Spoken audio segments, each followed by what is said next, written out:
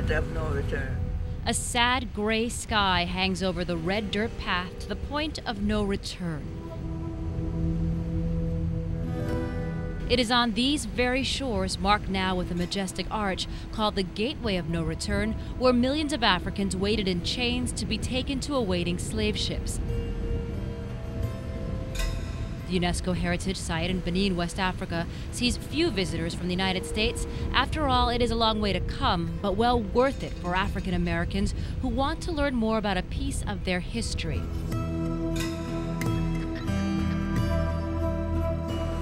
It is here in the port city of Ouidah where the true story of slavery comes alive. This small town with a thriving culture centered on the voodoo religion was once the capital of the slave trade. Mikwabo. And my answer will be Yo Wefogandia.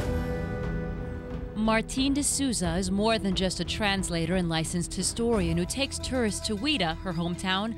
She represents a bit of history herself, the sixth-generation direct descendant of the most prolific slave trader in West Africa, a Portuguese man named Don Francisco Felix de Souza, whose life is fictionalized in the acclaimed book The Viceroy of Ouidah. De Souza had more than 40 wives, but they were all blacks.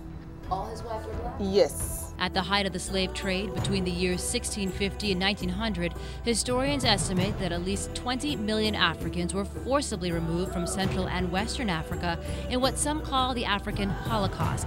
A Holocaust, Martine says, was sanctioned by the Catholic Church. They thought that God could never put a soul in black people. They thought that we didn't have souls. We are born to be mistreated, we're born to serve the white people.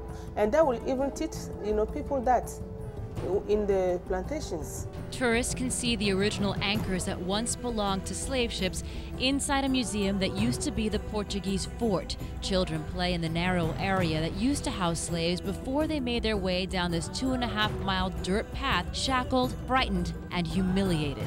600 people in chains. Carmen Morris, a South Florida businesswoman, also visits Ouidah. Benin is not only the nation that served as the exit point for the transatlantic slave trade, but a country where a modern-day version of slavery continues today. It's almost as if it's a vicious cycle that is continued to today. Morris is building a 50-acre complex called the Sanctuary of Moses to house the child victims of trafficking. An estimated 50,000 children are trafficked each year in Benin alone, 1.2 million worldwide according to UNICEF.